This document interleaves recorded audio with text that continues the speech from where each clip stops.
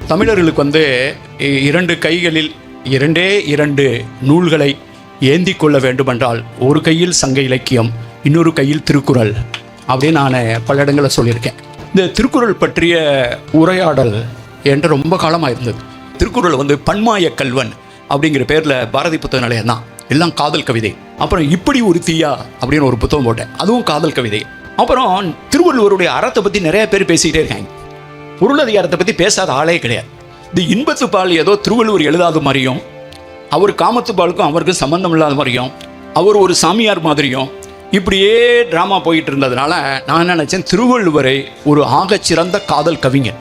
எனக்கு தெரிந்து 2100 ஆண்டுகளுக்கு பின்னால், 2000 ஆண்டுகளுக்கு பின்னாலும் இன்னும் இளைஞனாக ஒரு ஆகச்சிறந்த தீரா காதல் கவிஞனாக இருப்பவர் திருவள்ளுவர் தான். அறத்துப்பாலில் அவர் ஒரு ஞானியாக இருப்பார், பொருட்பாலில் ஒரு மேதையாக இருப்பார். ஆனால் இன்பத்துப்பால் தான் அவர் ஒரு கவிஞனாக இருப்பார். அந்த கவிதை கடன் வாங்கி தான் நிறைய பேர் திரைப்படத்துலையும் அதுலேயும் பாட்டு எழுதியிருக்காங்க. என்கிட்ட கேட்பாங்க, இந்த பன்மாய கல்வன் இப்படி காதல் ரசம் சொட்ட சொட்ட இப்படி எழுதுறீங்களே சார், நீங்கள் ஏன் சார் இதை உங்கள் கவிதைனே போடக்கூடாதுன்னு கீழே வந்து திருவள்ளுவரை மட்டும் போடுவேன். 2-3 பக்கம் கவிதை எழுதியிருப்பேன், கடைசியில் திருவள்ளுவரை இந்த ஒரு திருக்குறளை பேஸ் பண்ணதுன்னு போடுவேன். எனக்கு வந்து நான் கவிஞன்னு ப்ரூஃப் பண்ணுறதே நோக்கம் கிடையாது. எனது பண்பாட்டு அரசியலே எனது திருவள்ளுவரின் வேட்டியின் நிறம் வெண்மை. அவர் வேட்டி அணிந்தவுடன் வேட்டி அணிந்து கொண்டும், ஜீன்ஸ் போட்டிருப்பவனோடு ஜீன்ஸ் போட்டுக்கொண்டும் நடந்தே வருகிற தோழர் திருவள்ளுவர்.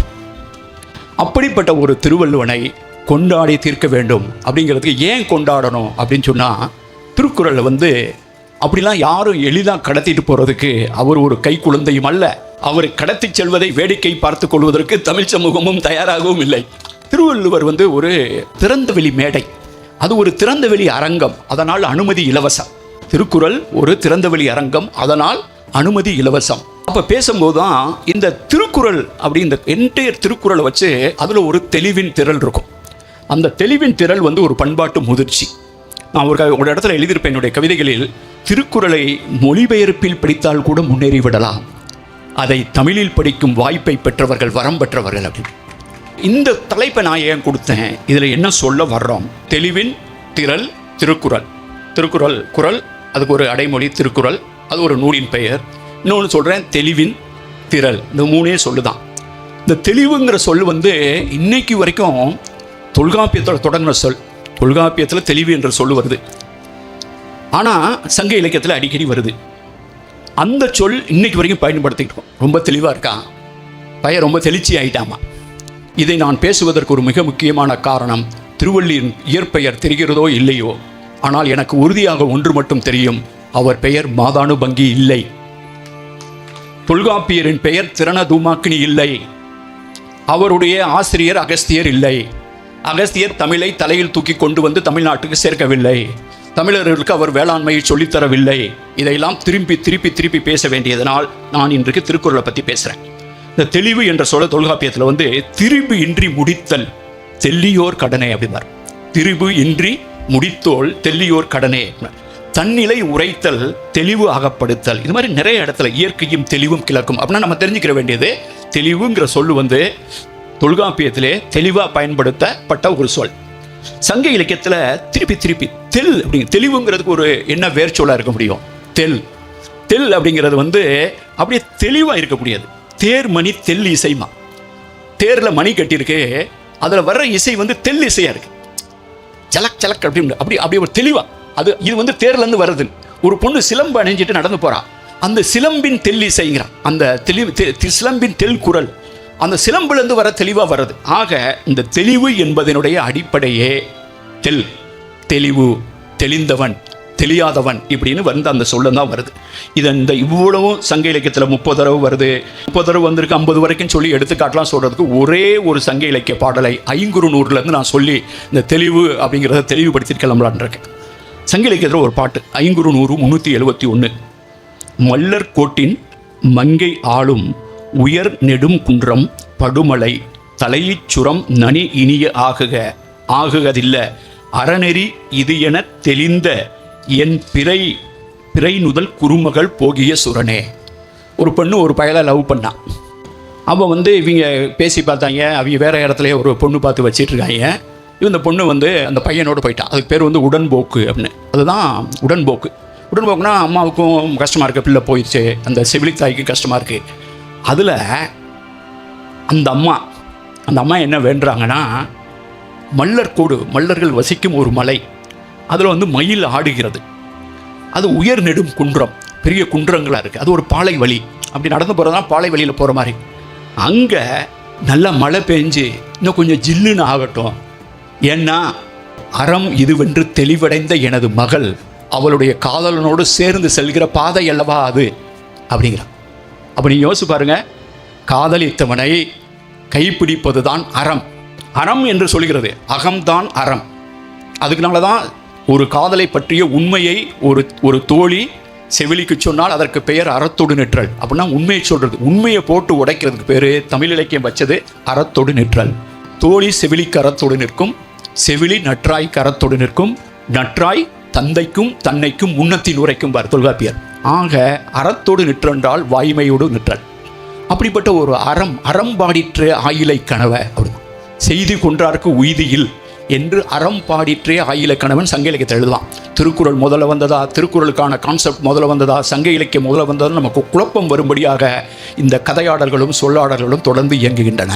அப்படிப்பட்ட திருக்குறளை ஒரு தெளிவின் திரள் என்று உங்கள் முன்னால் நிறுத்துவதற்காக தான் நான் இப்போ உங்கள் முன்னால் நிற்கிறேன். எனக்கு திருக்குறளை பிடிச்ச ஒரு விஷயமே, இப்படிப்பட்ட இலக்கியத்தை எழுதியவர், தமிழில் எழுதியவர், அந்த திருக்குறளில் தமிழ் என்ற சொல்லையே பயன்படுத்தவில்லை. பாண்டியன், சேரன், சோழன், அவன் இவன், பாரி கீரி ஒன்றும் கிடையாது. யாருடைய பேர் கிடையாது. இந்த மலை அந்த மலை ஒன்றும் கிடையாது. இந்த காடு அந்த காடு ஒன்றும் கிடையாது. நாடு, உலகம், ஊரு, ஊருணி, இப்படி பொது பெயர்களாகவே ஒன்றை பாடிவிட்டு சென்றான் ஒரு மனிதன். அது அதனால்தான் நான் அடிக்கடி பொதுவெளியில் தான் தொடர்ந்து 10 ஆண்டுகளுக்கு மேலாக நான் பேசி வருகிறேன். திருக்குறளை யாரும் பொது முறை என்று சொல்லக்கூடாது, அது ஒரு பொது முறை. ஏனென்றால் மறையாக இருக்கும் எதுவும் பொதுவாக இருப்பதில்லை, பொதுவாக இருக்கும் எதுவும் மறைவாக இருப்பதே இல்லை. எங்கேயாவது ஒரு பார்த்தீங்களா, மறைங்கிற வேதம் ஒரு மதத்தின், ஒரு சமயத்தின் இலக்கியமாக, சமயத்தினுடைய கோட்பாடாக இருக்கக்கூடிய, அது எந்த மதமாகவும் இருக்கட்டும், ஒவ்வொரு மதத்துக்கும் ஒரு புத்தகம் இருக்கும். அது எல்லாருக்கும் பொதுவாக இருந்தால் எதுக்கு இத்தனை மதம்? அது பொதுவாக இல்லைங்கிறதுனால வெவ்வேறு புத்தகம் இருக்குது. அப்படின்னா என்ன அர்த்தம்? மறையாக இருக்கும் எதுவும் பொதுவாக இருக்காது, பொதுவாக இருக்கிற எதுவும் மறைவாக இருக்காது. இது ஒரு திறந்த வழி அரங்கம், அதனால் அனுமதி இலவசம். அப்படி என்ற ஒரு தொடர்ந்த பண்பாட்டு அரசியல் சொல்லாடலை இந்த தமிழ் பொதுவெளியில் நான் நிகழ்த்தி வருகிறேன். அதனால் தான் இந்த மேடை. இப்போ இந்த திருவள்ளுவருடைய கிளாரிட்டி இருக்குது பார்த்தீங்களா, அந்த தெளிவின் திரள். நிறைய பேர் அறத்துப்பாலையும் பொருள்பாலையும் மட்டும் பதிவு பண்ணிவிட்டு இன்பத்துப்பாலை அப்படியே பதிவு பண்ணாமல் பிரிண்ட் பண்ணவெல்லாம் அந்த நாட்டில் இருக்கான். அதுக்கு இதுக்கு சம்மந்தம் இல்லாத மாதிரியே இருப்பாங்க. அங்கே அவர் வேறங்கிற மாதிரி, இவர் திருவள்ளுவராக இப்படிலாம் எழுதியிருப்பார் அப்படின்ட்டு. அங்கே ஏன்னா திருவள்ளுவருக்கு நம்ம வேறு மாதிரியான சாயத்தை நம்ம பூசுகிறோம். ஆனால் திருவள்ளுவர் அப்படி இல்லை. அவர் ஃபஸ்ட் எடுத்தோன்னு கடவுள் வாழ்த்து, ஆனால் எந்த பேர் இருக்காது. அகர முதலம்பார், அவர் இந்த சாமி அந்த சாமி அப்படின்னு இருக்காது, பெருமாள் இருக்காது, சிவன் இருக்காது, எல்லாம் எந்த சாமி பேர் இருக்காது. கடவுள் வாழ்த்து. அந்த கடவுள் வாழ்த்து முடிஞ்சோடனே வான் சிறப்பு, அப்புறம் நீத்தார் பெருமை, நம்ம எப்பயுமே நம்ம முன்னோர்களை தான் வழிபடுவோம், அப்புறம் அரண் வலியுறுத்தல். இது எல்லாத்தையும் பாயிரத்தில் வச்சுட்டு இந்த இல்லறவியல்லையே இல்வாழ்க்கை மட்டும் பேசுகிறவர். இல்வாழ்க்கை, வாழ்க்கை துணைநலம், புதல்வரை பெறுதல், அன்புடைமை, விருந்தோம்பல், இனியவை கூறல், செய்நின்றி அறிதல், நடுவு நிலைமை, அடக்கமுடைமை, ஒழுக்கமுடைமை, பிறனில் விளையாமை, பொறையுடைமை, அழுக்காராமை, வெகாமை, புறங்கூறாமை, பயனில சொல்லாமை, தீவினை அச்சம், ஒப்புரவறிதல், ஈகை, புகழ். இது எல்லாத்தையும் ஒரு இல்லறத்தில் வச்சுட்டாங்கன்னா நம்ம பார்க்கலாம். நடுவு நிலைமைனா அது ஜட்ஜி சம்மந்தப்பட்ட விஷயமாச்சே, கோர்ட்டு சம்மந்தப்பட்ட விஷயமா, பட்டிமன்ற நடுவர் சம்மந்தப்பட்ட விஷயம். நம்மலாம் பொதுவாக நடுவு நிலைமைங்கிறதே எல்லாமே ஒரு நிறுவனம் சார்ந்ததாக வச்சுருக்கோம். ஆனால் நடுவு நிலைமையை இல்லறவியல்ல ஏன் வச்சாரு அப்படிங்கிறது யோசிச்சு பார்த்தீங்கன்னா தெரியும். இந்த எல்லாமே பொதுவாக இருக்கார், ஒவ்வொரு மனுஷன்ட்டு இருக்க வேண்டியது. அவர் நீதிபதியாக போகிறாரோ, அல்லது ப்ரொஃபஸராக போகிறாரோ, அல்லது IAS ஆஃபீஸர் ஆகிறாரோ, அவர் எதுவே ஆனாலுமே இல்லறத்தில் இருக்கவே பொது மனிதன் எல்லாத்துக்கும் பொதுவாக சில விஷயங்களை, ஈகை, புகழ், தீவினை, அச்சம், இது எல்லாம் பொதுவாக வைக்கும்போது தான் இதெல்லாம் இல்லறவியலில் வந்துருக்கு. சரி, ஒரு கேள்வி. திருவள்ளுவர் கடவுள் நம்பிக்கை உள்ளவரா இல்லாதவரா? முழுக்க அவர் கடவுள் நம்பிக்கை உள்ளவர். அவர் கடவுள் நம்பிக்கை இல்லாதவர் யாருமே சொல்ல மாட்டார். ஆனால் அவர் தனது கடவுளை அடையாளப்படுத்தவில்லை. அப்புறம் கடவுள் வாழ்த்தையே யாராவது ஒருத்தவங்க அகர முதல எழுத்தல் ஆதி பகவான் முதற்றே. அந்த ஆதி பகவான் யாருன்னு தெரியாது. நம்ம எல்லாம் நம்ம முதல் மனுஷன். அது அது ஆதாம் ஏவாளாக இருக்கலாம்னு ஒரு மதத்தில் அவங்க ஆதாம் ஏவாள்பாங்க. நம்ம முதல் மனுஷன்போம். நம்ம DNA ஸ்டடி பண்ணி முதல் மனுஷன் எல்லாமே நம்ம கடைசி மனுஷன் வந்தான். அப்போ ஆதி பகவான் அவன் தான் நம்ம கடவுள், நீத்தார் பெருமை. ஆனால் அதை எழுத்தில் தொடங்குறாரு பார்த்தீங்களா? அகரத்தில் எந்த சமய சார்பு இருக்குது? எழுத்து எல்லாருக்கும் இருக்குது. கிறிஸ்தவர்களுக்கு எழுத்துருக்கு, இஸ்லாமியர்களுக்கு எழுத்துருக்கு, வைதிக மரபை சார்ந்தவங்களுக்கு எழுத்துருக்கு, இந்தியாவில் இருக்குது, ஆப்பிரிக்காவில் இருக்குது, அமெரிக்காவில் இருக்குது. அகரத்தில் எந்த சமயச்சார்பு இருக்கிறது? அப்படித்தான் வள்ளுவர் சொல்லும் ஆதி பகவனும். யார் எந்த மொழியில் எழுதுகிறானோ அவனது அகரம். யார் எந்த மொழியில் எழுதுகிறானோ அது அவனது அகரம். யார் எந்த கடவுளை வணங்குகிறானோ அது அவனது கடவுள். அதனால தான் அடுத்ததுல வந்து இன்னொரு இடத்துல சொல்வாரு, கற்றதனால் பயன் என்கொள் வாளறிவன் நற்றால் தொழாரன். வாளறிவன்னா என்ன? தூய்மையான அறிவை கொண்டவன். அவன் இவன்லாம் கிடையாது, எங்கேயுமே கடவுளை அடையாளம். இது ஏன் கடவுளை அது இதை புரிஞ்சுக்கிறான் தான் நீங்கள் அடுத்தது வந்தவனு தான் தெரியும். இதை பேச வேண்டியது வந்து எடுத்து இந்த கடவுள் வாழ்த்தை முடித்த கையோட அவர் வந்து வான் உடைய சிறப்பை பற்றி பேசுகிறார்.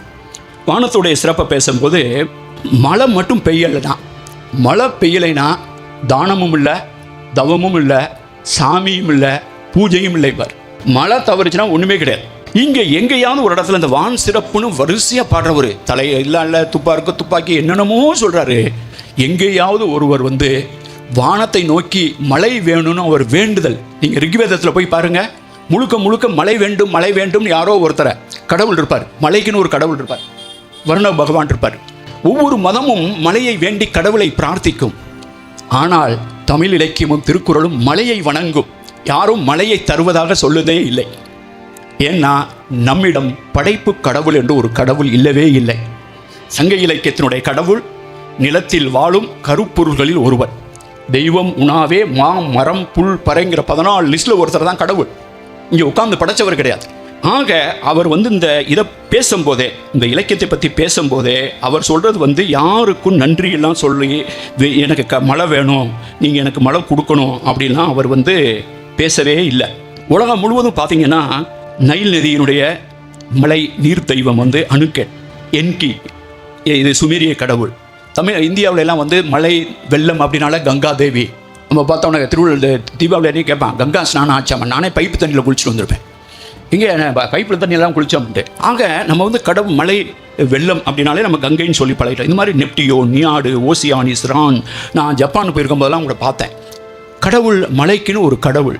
ஆனால் அந்த வான் சிறப்பை பேசுகிற ஒரு இலக்கியம், மாமலை போற்றுதும் என்று பாடிய ஒரு மொழி. எங்கேயாவது ஒருத்தர் வந்து மழையை கொடுக்குற கடவுள்னு சொன்னதா? மழையை தான் வணங்குது. மழை இல்லைன்னா தானமும் இல்லை, தவமும் இல்லை அப்படின்னு சொல்லி இதை எழுதுறது. வான் சிறப்பை பற்றி எப்பயோ ஒரு முறை நான் முகநூலில் தான் இடையில அப்படி கவிதை போட்டுக்கிட்டே இருப்பேன். ஃப்ளைட்டில் போகும்போது, அங்கே போகும்போது, இங்கே போகும்போது, நேரம் கிடைக்கும் போதெல்லாம் சில நேரம் காதல் கவிதை எழுதுவேன், சில நேரம் திருக்குறள் பற்றி தான் எழுதுவேன். வான் சிறப்பு பற்றி திருவள்ளுவர் அப்படி பேசுகிறாருன்னு யோசிச்சு நான் ஒரு முறை எழுதினேன். கடவுளை வாழ்த்திய கையோடு, கடவுளை வாழ்த்திய கையோடு வான் சிறப்பை வணங்கும் சொல்லேர் உழவன் வள்ளுவன். உழவனுக்கு தானே தெரியும் மழைனா என்னன்னு. கடவுள் வாழ்த்தின் கடவுச்சொல் மழை. கடவுள் வாழ்த்துக்கே பாஸ்வேர்டு ரெயின் தாண்டா. கடவுள் வாழ்த்தின் கடவுச்சொல் மழை. வானம் பொய்த்தால் சிறப்பொடு பூசனை செல்லாது என்பது பகுத்தறிவு மட்டுமல்ல, பட்டறிவு. வானம் பொய்த்தால் சிறப்பொடு பூசனை செல்லாது என்பது பகுத்தறிவு மட்டுமல்ல, பட்டறிவும். பாலைவனங்களில் கோயில்கள் இல்லை. நான் பாலைவனங்களை நிறைய டிராவல் பண்ணியிருக்கேன். பாலைவனங்களில் கோயில்கள் இல்லை. மலை தவறி காய்ந்த பூமியில் சாமிகளும் வறுமை கோட்டிற்கு கீழ். பூசாரி வயிற்றில் பற்றி எரிகிறது பசி கற்பூரமாய். கடைசி சொட்டு நீரை, உலகின் கடைசி சொட்டு நீரை பக்தனே குடிப்பான். உலகின் கடைசி சொட்டு நீரை பக்தனே குடிப்பான். மழை ஓர் அறம், மனையறம் காக்கும் ஈரக்கரம். வானத்தில் இருந்து பூமிக்கு வந்த வரம். மழை அறம் சீரினும் மழை வரும் தேதி மாறினும். மலையறம் சீரினும் மழை வரும் தேதி மாறினும் மண்டியிடும் உலகம். இதுதான் உண்மை. இது ரொம்ப சிம்பிளா இந்த திருக்குறள் வான் சிறப்பை படித்தவொடனே எனக்கு இதுதான் தோணுச்சு. கடைசியில் மழை மட்டும் இல்லைன்னு வைங்க, யாராவது ஆராதனை, ஆரத்தி அல்லது குடமுழுக்கு ஏதாவது நடக்குமா? கடைசி சுட்டு நீரை கடவுளுக்கு மிச்சம் வைக்காமல் பக்தனே குடிப்பான் அல்லது பூசாரி குடிப்பான். ஆக இப்படிப்பட்ட ஒரு சிந்தனை ஒரு மனிதனுக்கு எப்படி வந்தது என்று நான் நிறைய நேரம் யோசித்து பார்த்து, இந்த திருக்குறள் வந்து நம்ம பேச வேண்டிய ஒரு விஷயம். ரொம்ப நிறையெல்லாம் பேச வேணாம். கல்வி, தமிழ் சமூகத்தினுடைய அடையாளம் என்ன? கல்வி பரவலாக்கம். சங்க இலக்கியத்தில் வெள்ளி வீதியாரும் முடத்தாம கண்ணியாரும் ஔவையாரும் பாடுகிற தன்னுணர்ச்சி கவிதைகளை இன்னைக்கு யாராவது எழுதுனா ஆணவ கொலை பண்ணிடுவான். 2000 வருஷத்துக்கு முன்னால் அகம்தான் தமிழ், காதல் தான் தமிழ், தமிழ் வையை தன்னம் புனல்ங்கிறான், வைகையை காதல் நதிங்கிறான். வைகை எனும் காதல் நதி நான் மதுரையில் போய் பேசியிருக்கேன். அப்படிப்பட்ட ஒரு பண்பாடு காதலை கொண்டாடிய ஒரு பண்பாடு. பெண்கள் கல்வி இருந்தது, கல்வி பிரபலமாக இருக்குது. கீழடிக்கு போய் பாருங்கள், பானையில் ஆதன் எழுதியிருக்கான். பானையில் ஆதன் எழுதியிருக்கான். எழுதினவன் யாராக இருக்கும்? ஒன்றும் பானையை செஞ்சவன் அல்லது பானையை வாங்கினவன். அவன் யார்? பெரிய வேந்தனா அல்லது பெரிய மந்திரியா அல்லது பெரிய அதிகாரியா? கிராமத்தில் இருந்தவன் பானையை வாங்கினவன் அல்லது பானையை செஞ்சவன். ஆதன், அந்துவன், அந்த பேர் தொடர்ந்து இருக்கு. ஆதன்கிற பேர் வந்து சங்க இலக்கியத்தில் வருது, நல்ல ஆதனாரும் வருது, சேரல் ஆதன் வருது. கீழடியில் எழுதியிருக்கு, பானையில் எழுதுறான், பாறையில் எழுதுறான். மதுரைங்கிற பேரை பாறையில் எழுதி வச்சிருக்கான். அழகர் கோயிலையும் அந்த பக்கத்தில் ஏறிலாம், அரிட்டாப்பட்டியிலாம் நெடுஞ்செலியன்கிற பேரை எழுதி வச்சிருக்கான். அந்துவன் கொடிப்பித்தோன்னு அப்படி திருப்பன்றதை எழுதி வச்சிருக்கான். பானையில் எழுதுனா, பாறையில் எழுதுனா, பாத்திரத்தில் எழுதுனா, ஏட்டில் எழுதுனா, புத்தகத்துக்கு அச்சாக்குனா, இன்னைக்கு இணையத்தில் வந்து நிற்கிறான். அதுக்கு காரணம் இன்னைக்கு தமிழ்நாட்டில் எப்படி? இந்தியாவிலேயே கல்வி பரவலாக்கத்தில் முன்னணி மாநிலம் தமிழ்நாடு. ஜிஆர் பள்ளிக்கூடத்தில் இருந்து கல்லூரிக்கு போவது இன்னைக்கு நம்ம திக்கி திணறிக்கிட்டு இருக்கோம். நம்ம டார்கெட்டே 35%, நம்ம 10 வருஷம் சென்று வந்துடும். நம்ம ஏற்கனவே 60%, 67% ஜிஆர், ஜென்ரல் என்ரோல்மெண்ட் ரேஷியோ. இந்தியாவில் படிக்கிற பெண்கள், யாராவது படிக்கிற அதிகம் பெண்கள் படிக்கிற மாநிலம் தமிழ்நாடு. பிஹெச்டி பண்ணுறவங்கலாம் இந்தியாவிலே பிஹெச்டி பண்ணுறவங்கள பாதி பேர் தமிழ்நாட்டில் இருக்காங்க. 60% தென்னிந்தியாவில் தான் இருக்காங்க. நீங்கள் எந்த ரேஞ்சில் பார்த்தாலும் ஃபேக்ட்ரிக்கு போய் வேலை பார்க்குற பெண்களில் இந்தியாவில் 100 பேர் இருந்தால் 45 பேர் தமிழ்நாட்டில் தான் இருக்காங்க. ஆக அப்படிப்பட்ட ஒரு கல்வி பரவலாக்கத்துக்கான விதை எங்கே இருந்திருக்கும்? யாரோ ஒருத்தன் சொல்லணும். கேடில் விழிச்செல்வம் கல்வி, மாடல்ல மற்றையவை. கல்வி மட்டும்தாண்டா செல்வம், கல்வி மட்டும்தாண்டா ஆயுதம், அறிவு அற்றம் காக்கும் கருவி. கல்வி, கல்லாமை, அறிவுடைமை, அப்புறம் கேள்வி, இந்த மாதிரி பல வகையிலும் 50 பாடல்களை அறிதலுக்கும் கேள்விக்கும் கல்விக்கும் அறியாமைக்கும் புல்லறிவாண்மைக்கும் 50 பாடல்களை 50 குறள்களை எழுதியவன் திருக்குறள். அந்த கல்வி பரவலாக்கம்ங்கிறத அவ்வளோ கொண்டு வந்து நிறுத்தினது இருக்கு பார்த்தீங்களா? அதை தான் நான் அடிக்கடி பேசிட்டு இருக்கேன் பொது வழிகளில். ஆரியப்படை நடக்கிற அந்த நெடுஞ்செலியை நம்ம யாவும் வச்சிருக்கல. கூன்பாண்டியனை கொண்டு போய் நம்ம நாயன்மார்களை ஒருத்தரை வச்சு கோயிலில் வச்சுருக்கோம். ஆனால் நம்ம தெரிஞ்சு வச்சிருக்க வேண்டியது ஆரியப்படை கடந்த நெடுஞ்செலியன். அவன் என்ன சொன்னான்? அறிவுடையோன் 6 அரசும் செல்லும்னா. வேற்றுமை தெரிந்த நாற்பால் உள்ளும் கீழ்ப்பால் ஒருவன் கற்பின் அவன் கண் மேற்கான் அவன் கண் படுமே. ஒரு குடி பிறந்த பல்லோருள்ளும் மூத்தோன் வருகை எண்ணாது அறிவுடையோனாறு அரசும் செல்லும்னா. அறிவுடையோர் அரசும் சென்னது தமிழ்நாடு அறிவித்த, இந்த இந்திய துணைக்கண்டத்திற்கு அறிவித்த முதல் கல்விக் கொள்கை. அதுதான் முதல் கல்விக் கொள்கை. அந்த கொள்கைக்கு பின்னணி என்ன? இந்த மாதிரி திருக்குறள், சங்க இலக்கியம், கேடில் விழிச்செல்வம் அப்படிங்கிற புரிதல். சரி, என்னை மாதிரி ஆளுங்கள்லாம் நிர்வாகத்தில் இருந்திருக்கோம்.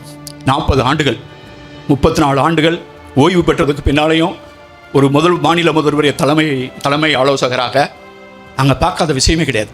புயல், சூப்பர் சைக்ளோன், 10,000 பேர் செத்த புயல். இப்போ அதே மாதிரி ஒரு புயல் வந்தால் 10-12 பேர் தான் சாகணும். அதுக்காக ஐநா சபையில் நாங்கள் விருது வாங்கியிருக்கோம். எங்கள் கைகளால் தொட்டு பிணத்தை தூக்கி இருக்கிறோம். ஒன்றிய அரசினுடைய கிட்டங்கியை உடைக்க சொல்லி ஆர்டர் கொடுத்துருக்கோம். உடைச்சிப்பானை வெளியில் எடுக்க சொல்லி. இப்படி நாங்கள் விலை பார்த்ததற்கான அந்த தெளிவு நான் ஒவ்வொரு முறையும் அது ஐடி இண்டஸ்ட்ரியாக இருக்கட்டும், அல்லது ஒரு பெரிய விஞ்ஞானியாக இருக்கட்டும், அல்லது ஒரு ஆசிரியராக இருக்கட்டும், ஒரு பேராசிரியராக இருக்கட்டும், ஒரு ஐஏஎஸ் அதிகாரியாக இருக்கட்டும், யார்கிட்ட பொறுப்பு கொடுக்குறது இப்போல்லாம் பார்த்தீங்கன்னா ஹெச்ஆர்னு ஒரு டிபார்ட்மெண்ட், ஹியூமன் ரிசோர்ஸ் டெவலப்மெண்ட், அது ரொம்ப முக்கியமான. அந்த ஹெச்ஆர் பிரின்சிபல் இருக்கிற மனித வள கொள்கை, இந்த உலகம் கண்டுபிடித்திருக்கக்கூடிய எல்லா மனித வள கொள்கையும் நான் நிறைய ஐஐஎம் ஐஐடியிலலாம் போய் பேசியிருக்கேன். Time management, material management, logistic management, இதெல்லாம் பற்றி தேர்தல் ஆணையத்தில் நான் பல ஆண்டுகள் பணியாற்றியதனால் 30 மாநில தேர்தல்களையும் 2 நாடாளுமன்ற தேர்தல்களையும் நடத்தியவன் என்ற முறையில், புயல்களை சந்தித்தவன் என்ற முறையில், ஒரு மாநிலத்தினுடைய 3 ஆண்டுகள் பட்ஜெட் எழுதியவன் என்ற முறையில், 9 பட்ஜெட்டுகளை பார்த்தவன் என்ற முறையில் நான் அடிக்கடி பேசும்போதெல்லாம் சொல்லுவேன், இந்த உலகத்தினுடைய இந்திய துணைக்கண்டத்தினுடைய மனிதவள கொள்கையை ஒரே ஒரு திருக்குறளில் அடக்கியவன். இதனால் இவன் முடிக்கும் என்றாய்ந்து அதனை அவன் கண் விடல். இதை விடவும் ஒரு சிறந்த ஒரு மனித வள கோட்பாடை எங்கேயாவது சொல்லுங்க. HR principle. இவன் இந்த ரீசன்னால இதுக்கு நான் ஒரு பேர் வச்சேன். நான் பேர் வச்சு ஒரு 12-13 வருஷம் இதை பற்றி பேசியிருக்கேன். இதுக்கு E3 E3 சமன்பாடுன்னு பேர். E3 சமன்பாடு. இதனால் E2 இவன், இதனால் இவன் E3. இந்த E3க்கு ஈடான ஒரு மனித வள கொள்கை இந்த இந்திய துணைக்கண்டத்தில் எழுதப்படவில்லை. மனித ஆற்றலை விட வேற என்ன முக்கியமான ஆற்றல் இருக்கு? அந்த மனித ஆற்றலுடைய மகத்துவத்தை ஒருத்தன் பேசுறான்னா அது திருவள்ளுவர் தான். எப்படி? தெய்வத்தை பற்றி பயப்படுறீங்க, அவர் தெய்வ நம்பிக்கை உள்ளவர், கடவுள் நம்பிக்கை உள்ளவர். ஆனால் உங்கள்கிட்ட சொல்றாரு, தெய்வத்தால் ஆகாதெனினும், தெய்வத்தால் நீ கும்புற சாமியாலேயே முடியா போயிட்டா கூட தெய்வத்தால் ஆகாதெனினும் முயற்சி தன் மெய் வருத்த கூலி தரும். ஒன்றுமே வேணாண்டா, நீ ஹார்ட் ஒர்க் பண்ணினா அதுக்கு ஒரு கூலி இருக்குல்ல, அந்த கூலியமாவது அந்த முயற்சி தரும். தெய்வத்தாலே ஆகாமல் போனால் கூட அப்படின்னு ஒரு இலக்கியம் எங்கேயாவது எழுதியிருக்கா? இதை விட ஒரு தெளிவின் திரள் இருக்கா? ஒரு ஒரு ஹியூமன் ரிசோர்ஸ் கோட்பாடுன்னு சொன்னால் எனக்கு இதனால் இவன் இந்த ஈமூன்றை விட தெளிவான ஒரு திரள் எனக்கு கண்ணப்படலை. எல்லா இலக்கியங்களையும் படிச்சிருக்கேன். நீங்கள் வேணால் கூகுள் பண்ணி பாருங்கள் இவ்வளோ சுருக்கமாக எவன் சொல்லியிருக்கான்ட்டு. சரி, திருவள்ளுவர் வந்து அறத்தை பேசுகிறாரு, துறவரத்தை பேசுகிறாரு. நீங்கள்லாம் ஒன்றுமே பண்ணாமல் ரொம்ப சிம்பிளாக இருங்கடா, நல்ல சட்டை போடாதீங்கடா, பஞ்ச பராரையாக இருங்கடா, ரொம்ப எளிமையாக இருங்கடா, இப்படி எதுவும் சொல்லியிருக்காரா? சொல்லவே இல்லை. செய்க பொருளை, எனக்கு தெரிஞ்சு செய்க பொருளை செருணர் செருக்கருக்கும் எஃகு அதனின் கூறியது இல். மேக் வெல்த், செய்க பொருளை ஈற்றா, அதுதாண்டா உன்னைய கவுக்க பார்க்கிறவனுடைய செருக்கை அறுக்கக்கூடிய மிகப்பெரிய ஆயுதம்னார். செய்க பொருளை அப்படின்னா பொருளை கொண்டாடுற ஒரு இலக்கியம். ஆனால் அதில் என்ன பிரச்சனைன்னு கேட்டிங்கன்னா, அந்த பொருள் எப்படி வந்ததில் தான் பிரச்சனை. ஊர் அடித்து உலையில் போடக்கூடாது, இன்னொருத்தன் காசை பிடிக்க திங்கக்கூடாது, வரி கட்டாமல் தெரியக்கூடாது. இதெல்லாம் செய்யாமல் இருந்து நீங்கள் செய்யணும்னா அந்த பொருள் வந்து தீதின்றி வந்த பொருளுங்கிறார். தீதின்றி வந்த பொருள் அப்படிங்கிற ஒரு கான்செப்ட் அந்த உலகத்துக்கு ஹார்ம்லெஸ் வெல்த்னு பேர். இது ஆங்கிலத்தில் வந்து ஹார்ம்லெஸ் வெல்த்துண்டு. யாருக்கும் தொந்தரவு பண்ணாத காசு, யாரையும் அடித்து பிடுங்காத காசு, அளக்கொண்ட எல்லாம் அளப்போம் அப்படிம்பார் திருவள்ளுவர். நீ எவனையாவது அழுக வச்சு பிடுங்கினா உன்னைய அழுக வச்சுட்டு போகும்டா சொத்து அப்படிம்பார். இதை விட வேற ஏதாவது அளக்கொண்ட எல்லாம் அளப்போம் அப்படின்னு சொல்ல அந்த திருவள்ளுவர் வந்து அங்கே இந்த பொருளை என்ன சொல்கிறாருன்னா, அறம் பொருள் இன்பம், இந்த 3 தான் திருக்குறள். இந்த பொருளை பேசும்போது எனக்கு தெரிஞ்சு அரண் ஈனும் இன்பமும் ஈனும் திறன் அறிந்து தீதின்றி வந்த பொருள். நான் அறம் பொருள் இன்பத்தை பாடியிருக்கேன்டா, ஆனால் பொருள் இல்லைன்னு வச்சுக்க, அதுவும் தீதின்று வந்த பொருளாக இருக்கணும், அதுவும் திறனறிந்து வந்த பொருளாக இருக்கணும். இவன் காசு, சிலருக்கு வந்து காசை என்ன கூட தெரியாது, அவன் கையில் கொண்டு போய் காசை கொடுத்துன்னு வச்சுக்க, அவனுக்கு என்ன செய்யறதுன்னு தெரியாது. அவன் ஏதாவது குண்டக்க மண்டக்க ஏதாவது பண்ணி விடுவான். அப்போ வந்து அவனுடைய மெரிட்டாக திறன் அறிந்து தீதின்றி ஹார்ம்லெஸ்ஸாக வந்த வெல்த்து தான் அறத்தையும் கொடுக்கும் இன்பத்தையும் கொடுக்கும். அது பொருள் அதிகாரம். பொருள் தீதின்றி வந்த பொருள், செய்க பொருளை, அது அறத்தை கொடுக்கும், அதுதான் இன்பத்தையும் கொடுக்கும். நீ பட்னி கிடந்தனா இன்பமாக இருக்காது. நீ காசே சம்பாதிக்காம தான் கிடையாது, காசு சம்பாதிக்கணும், ஆனால் எவன்ட்டையும் அடித்து பிடுங்கக்கூடாது, தீமை இல்லாமல் செய்யணும்னு சொல்ல எனக்கு இந்த தெளிவு, இந்த தெளிவின் திரள், இந்த பண்பாட்டு தெளிவின் திரள் எனக்கு வேறு எந்த இலக்கியத்திலுமே கிடைக்கல. திருக்குறள் மட்டும்தான் எனக்கு கிடைக்குது. அதனால தான் மொழிபெயர்ப்பில் படித்தால் கூட முன்னேறி விடலாம், தமிழில் படிக்கும் வாய்ப்பை பெற்றவர்கள், வரம் பெற்றவர்கள் அப்படி நான் தொடர்ந்து சொல்லிக்கிட்டே இருக்கிறது காரணம் வந்து இதை ஒன்று தெரிஞ்சுக்கிட்டா போதாதா? இதை ஒன்று பெற்று ஆனானப்பட்டவெல்லாம் காணாமல் போயிட்டான். கல்வெட்டுகளையே கரையான்கள் தின்றன, கல்வெட்டுகளையே கரையான்கள் தின்றன, கட்ட விட்டுகள் மாத்திரம் கல்வெட்டுகளே காணாமல் போச்சுடா. இருந்த இடம் தெரியாது. எல்லாம் சொல்லுவான் பெரிய பேரரசு ஒரு கல்லறை இருந்த இடமே தெரியாது. பெரிய மன்னர்கள் வச இடங்கள்லாம் இப்போ மாநகராட்சி கழிப்பறைகள், ஆளை எல்லாம் போயிடுவான், எல்லாம் ஆளையே காணும். அப்போ இன்னைக்கு வந்து அரண் ஈனும் இன்பமும் ஈனும் திறனறிந்து தீதின்றி வந்த பொருள் அப்படிங்கிறதுக்கு ஈடா எனக்கு தெரிஞ்ச ஒரு எசன்ஸு, ஒரு கலெக்டிவ் எசன்ஸை, ஒரு டென்சிட்டியை, அடர்த்தியான ஒரு தத்துவத்தை எனக்கு தெரிந்து யாரும் முன்வைத்ததில்லை. சரி, இன்னும் ஒரு சின்ன உதாரணத்தை சொல்கிறேன். லிடியன் நாதஸ்வரம் அப்படின்னு திருக்குறளை வந்து 1330 இசையில் அந்த லிடியனும் அவங்க 2 பேரும் அமிர்தவர்ஷன் 2 பேரும் அக்கா தம்பி. அந்த பையனோட 19வது வயசு முடிஞ்சு 19 முடிஞ்சு 20 வைக்கும்போது வள்ளுவர் கோட்டத்தில் நடந்த முதல் நிகழ்ச்சி புதுப்பிக்கும். அதில் நான் ஒரு பேழையை வெளியிடும் வாய்ப்பு எனக்கு கிடைச்சது. அன்னைக்கு எனக்கு கண்ணில் இருந்து தண்ணி வந்துச்சு.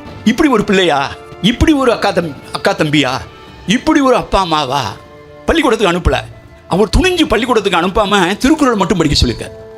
ஒரு ஆசிரியர் வந்து யோசிச்சு பாருங்க, இந்த காலத்தில் ஒரு பையனை பள்ளிக்கூடத்துக்கு அனுப்பாமல் ஒரு ஆசிரியரை வச்சு இவனுக்கு திருக்குறள் மட்டும் சொல்லிக் கொடுங்க, மீதி அவனாக கற்றுக்கிறட்டோன்ட்டு. அவன் ஆங்கிலத்தை பேசுகிறான். அமெரிக்காவில் போய் அந்த பையன் வந்து $1 மில்லியன் பரிசு, உலகத்தில் 9 வயதில் ஒரு பெரிய இசை மேதைங்கிறாங்க. இளையராஜா கூப்பிட்டு அவர்கிட்ட இது பண்ணியிருக்காரு. ஏஆர் ரகுமான் உலகத்தையே வியந்து பார்க்குற அந்த பையன் வந்து திருக்குறளுக்கு இசையமைத்து பாடியதற்கு பின்னால் தான் வேறு வணிக வகையில் போகணும்னு சொல்லி அதை பாடினப்போ என்னால் நம்பவே முடியல. யார் அந்த குழந்தைங்க, யார் இந்த பெற்றோர் அப்படின்னு பார்க்கும்போது திருவள்ளுவர் வந்து ஒரு 3 கான்செப்டை சொல்லுவார். இந்த திருக்குறளை மட்டும் கவனிச்சுப்பாங்க. நம்ம எல்லாமே பார்த்துருப்போம். ஈன்றற் பொழுதில் பெரிதுவக்கும் தன் மகனை சான்றோன் ஏக கட்டத்தாய். நான் வந்து அன்றைக்கி சொன்னேன், மகன் 2 பேரையும் சான்றோன் நீங்கள் கேட்டிங்கம்மா, நீங்கள் ரொம்ப கொடுத்து வச்சாம்மா. ஆனால் திருவள்ளுவர் வந்து ஒரு வார்த்தையை நான் ரொம்ப நாள் யோசிச்சுக்கிட்டே இருந்தேன். பொதுவாக நம்ம வந்து ஒரு பையனோ ஒரு பொண்ணோ ஒரு நம்ம வளர்த்து விட்ட பிள்ளை நம்ம வயசானதுக்கு பின்னால் நம்மளை பார்க்காம போயிடுச்சுன்னு வச்சுக்கேன். நிறைய பேர் வந்து முதியோர் இல்லத்தில் போய் இருக்கிறாங்க, பையன் விட்டுட்டு போயிட்டாங்கிறாங்க. சிலர் வந்து என்ன சொல்கிறாங்க, எனக்கு பென்ஷன் வருது சார், ஆனால் அந்த ஏடிஎம் கார்டை வந்து என் பிள்ளை பறிச்சுக்கிட்டான், அவனே ஏடிஎம்மில் காசை எடுத்துக்கிறாங்க, எனக்கு தர மாட்டுறாங்க, என் பென்ஷன்லாம் அவங்க எடுத்துக்கிறாங்கன்னு சொல்கிறான். அப்படி ஆளுங்களாம் நான் சந்திச்சிருக்கேன். கேட்கவே ரொம்ப கஷ்டமாக இருக்கும்.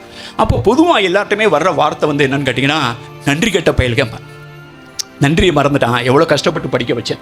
அப்போ பொதுவாக வந்து நன்றிங்கிற சொல்ல வந்து பெற்றோர்கள் வந்து தன்னுடைய குழந்தையை அடுத்த தலைமுறையை பார்த்து சொல்கிற வார்த்தையாக தான் நான் கேள்விப்பட்டிருக்கேன்.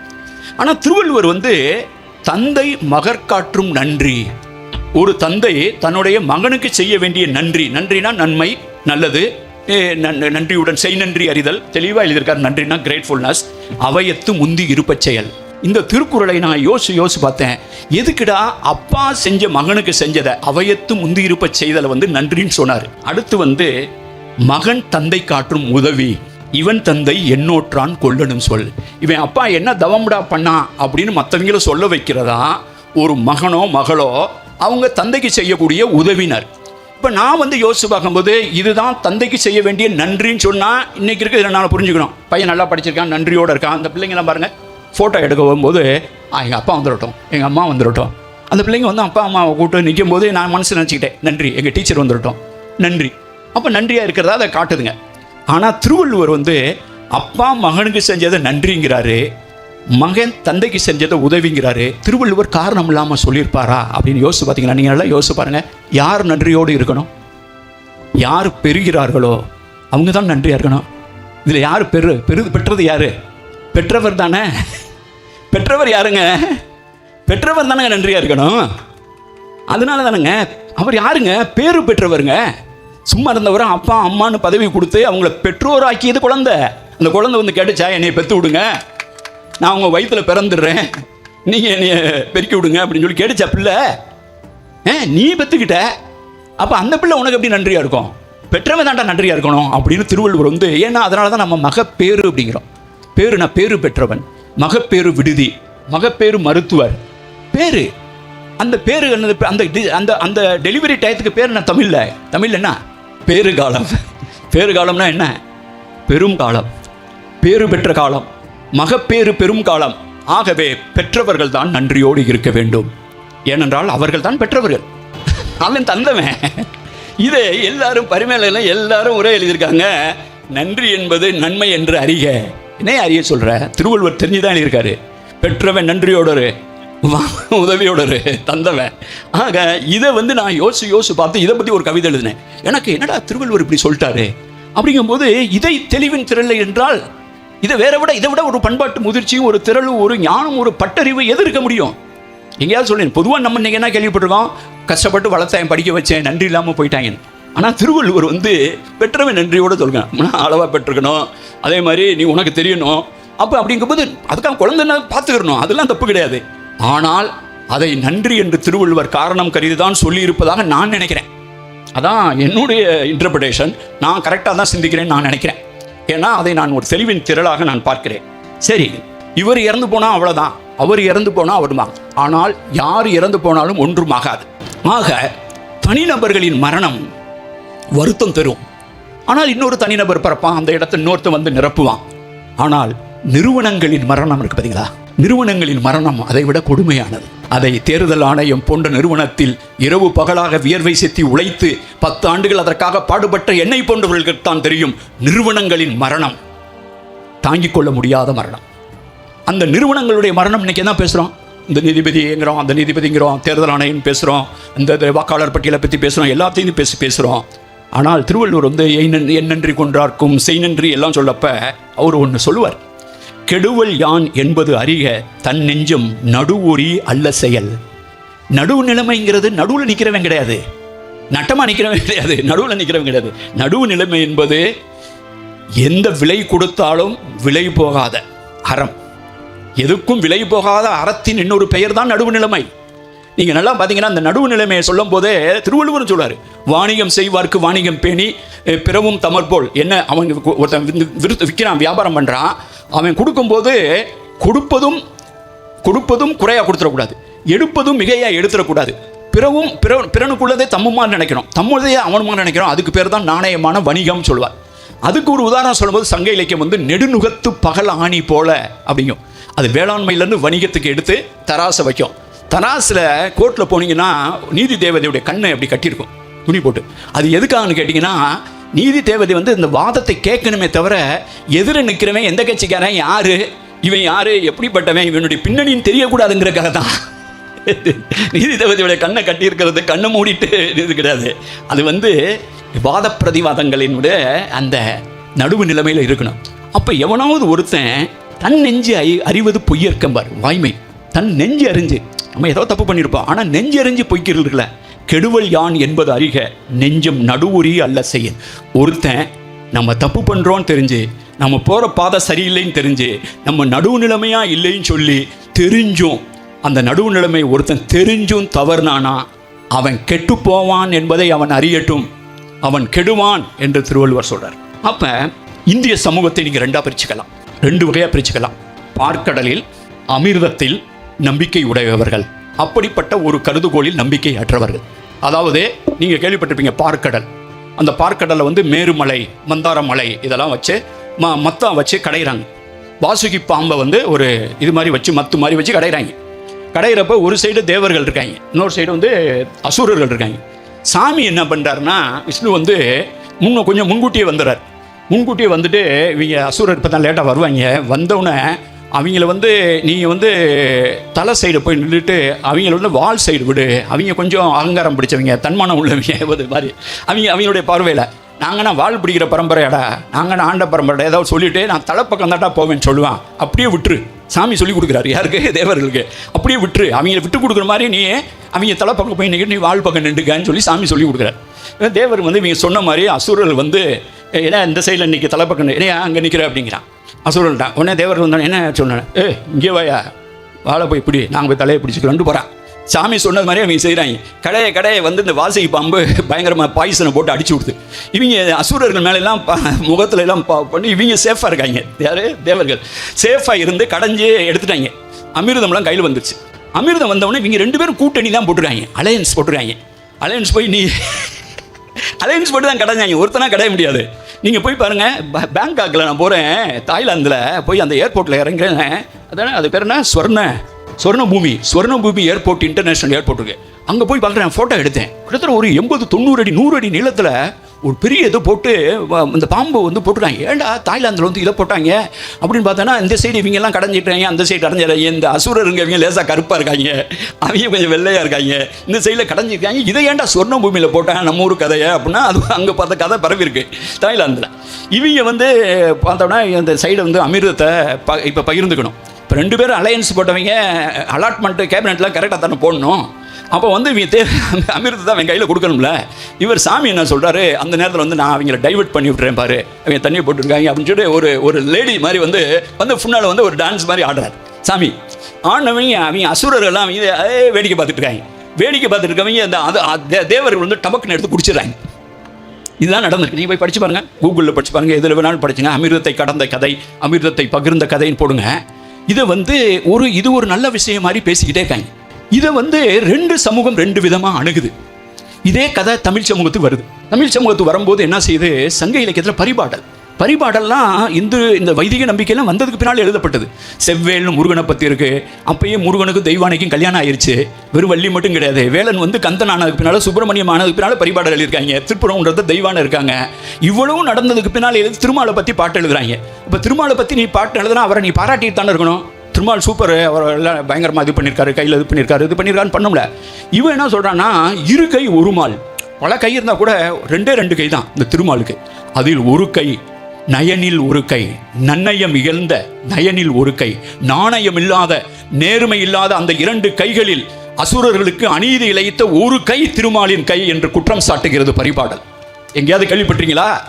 இந்தியாவில் வேணாலும் இப்படி ஒரு இலக்கியம் எழுதியிருக்கானா? அது சாமியை கும்பிட வந்த இடத்துல சாமியை பற்றி தான் எழுதுறான். அவன் வந்து சாமியை கொஸ்டின் பண்ணுறான். அதுதான் இந்த பூமி, அதுதான் எதிர்வினை, அதுதான் இந்த மண்ணினுடைய பண்பாட்டு அரசியல். அதை தான் திருவள்ளுவர் செய்கிறார், அதை தான் சங்க இலக்கியம் செஞ்சிருக்கு. இன்னொரு இடத்துல இந்த பூமி ஏண்டா என்ன சுற்றிக்கிட்டு இருக்கு, உண்டாள் அம்மை உலகம், இந்த உலகம் ஏண்டா நல்லா இருக்கு, இன்னும் ஏண்டா பூமி சுற்றிக்கிட்டு இருக்குன்னா, சிலர் இருக்காங்க இந்த பூமியில். அவங்க யாருன்னு கேட்டிங்கன்னா, இந்திரர் அமிழ்தம். இந்த இந்திரன்கள்லாம் அந்த தேவேந்திரன் அமிழ்தம் இருக்குல்ல, அது இவங்க முயற்சி பண்ணாமல் தானே திடீர்னு தூங்கிட்டு போது கையில் வந்து டபக்கம் வந்து அமிர்தம் வந்து விழுந்துருச்சு வைங்க. திடீர்னு முடிச்சு பார்க்கும்போது கையில் அமிர்தம் இருக்கு. அப்படியே இந்திரர் அமிர்தம் தானே இயைவதாயினும் தமியர் உண்டர். நம்ம கிடைச்சிருச்சுனா நம்ம ஜாலியாக குடிச்சிருவோம்ட்டு அதை குடிக்க மாட்டான், அதை பகிர்ந்து சாப்பிடுவாங்கிறான். அப்படி சில பேர் இருக்கிறதுனால தான்டா இந்த பூமி இன்னும் சுத்துதுன்னு சொன்னான்.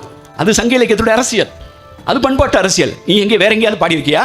அப்போ இன்னைக்கு இந்திய பாராளுமன்றத்தில் புது பாராளுமன்றம் கட்டும்போது அதில் போய் ஒரு மியூரல், ஒரு பெரிய வந்து இந்த பார்க்கடலில் அமுதத்தை கடைஞ்சதை ஒரு சிற்பிகிட்ட சொல்லி சிலையாக செதுக்கிறியே, அது என்ன கதையை சொல்லிக்கிறது?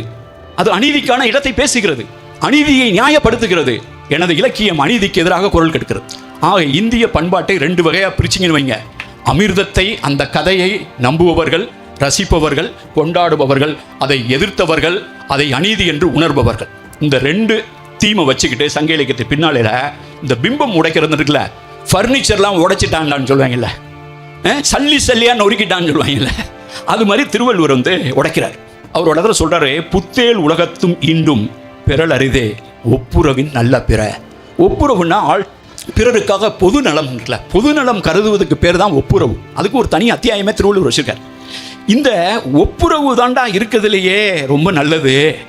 அதை விடமாடா புத்தேல் உலகத்தில் நீ சொல்கிற பார்த்தியா, வைகுண்டத்துக்கு போய் சொர்க்கலோகத்துக்கு போய் அங்கே போய் புத்தேல் உலகத்தும் ஈண்டும் பெறலரிதே, இன்னொருத்தனுடைய நன்மையை கருதி நீ செய்கிற இந்த செயலால் கிடைக்கிற இந்த நன்மையும் இன்பமும் நீ எங்கே போனாலும் புத்தேல் உலகத்துக்கும் இந்திரனுடைய தேவர் உலகத்துக்கு போனாலும் கிடைக்காதரா அப்படின்னு திருவள்ளுவர் சொல்வார் பாருங்க.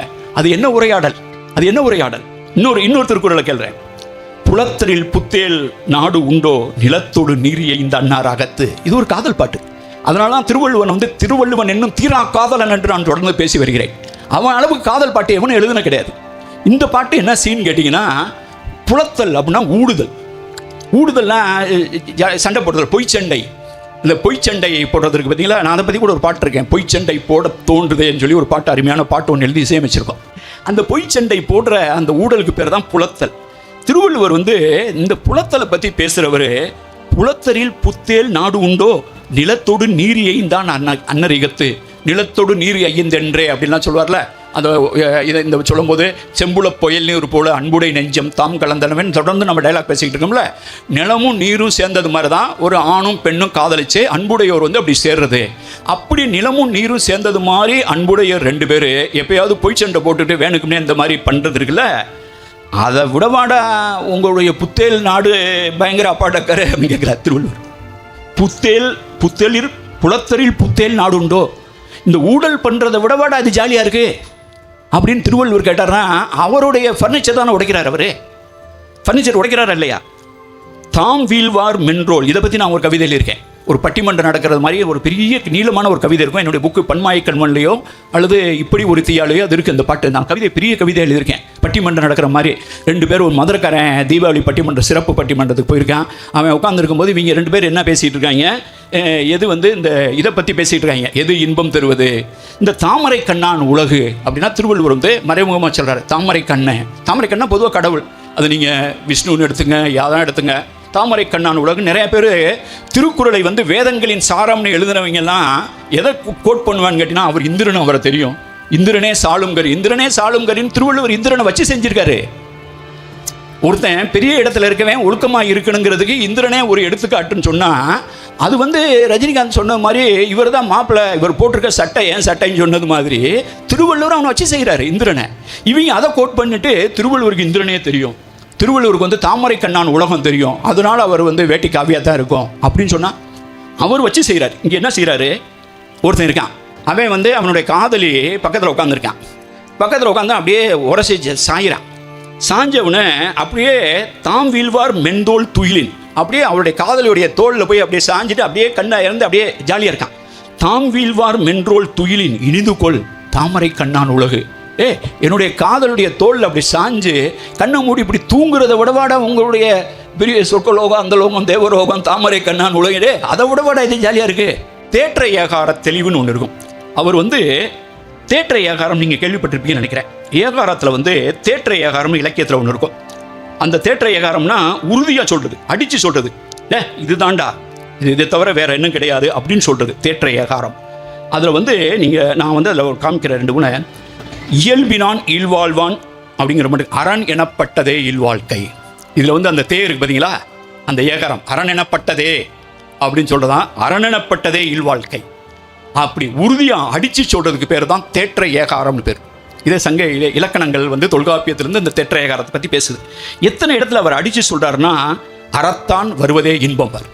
இன்பம் என்ன, அறத்தால் எது வருதோ அறத்தான் வருவதே இன்பம்.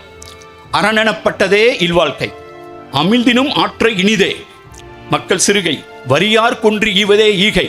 இல்லாதவனுக்கு கொடுக்கறதான் புத்தோல் உலகம் பெறல் அரிதே ஒப்புரவின் பெறல் அரிதே, உள்ளத்தால் உள்ளலும் தீதே பிறன் பொருளை கள்ளத்தால் கல்வே மெனல்.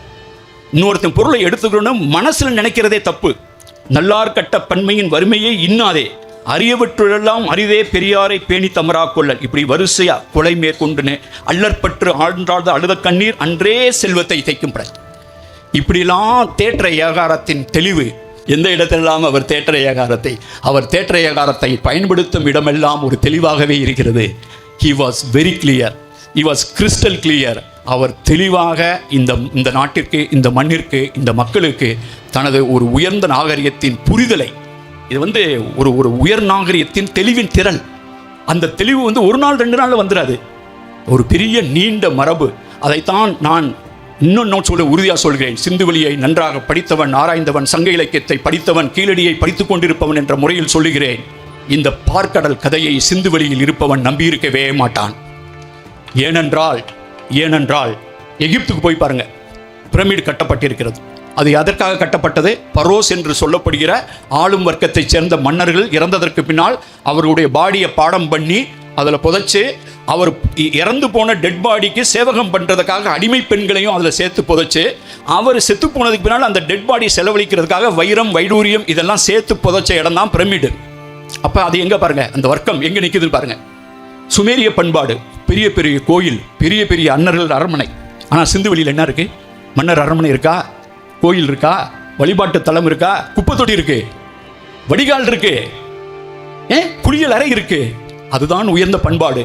எனக்கு நன்றாக தெரியும், அந்த குப்பை தட்டி, இந்த பியூரோக்ரசி என்று சொல்லப்படுகிற அந்த கோட்டை பகுதியிலும் அநேகமாக பொது இடங்கள், பொது கட்டிடங்கள் இருந்த தலைமைச் செயலகம் இருந்த, சிந்துவெளியின் தலைமைச் செயலகம் இருந்த மேற்கு பகுதியிலும் குப்பை தொட்டி இருக்கிறது. மக்கள் வசித்த கிழக்கு பகுதியிலும் குப்பை தொட்டி இருக்கிறது. இங்கும் வடிகால் இருக்கிறது, அங்கும் வடிகால் இருக்கிறது. அப்படிப்பட்ட ஒரு பண்பாடு எப்போதும் அமிர்தத்தை என்ற கதையை நம்பியிருக்காது. அப்படிப்பட்ட ஒரு வஞ்சகத்தை இழைத்திருக்காது. சங்க இலக்கியமும் இழைக்கவில்லை, கீழடியிலும் அதற்கான தடயம் கிடைக்கவில்லை.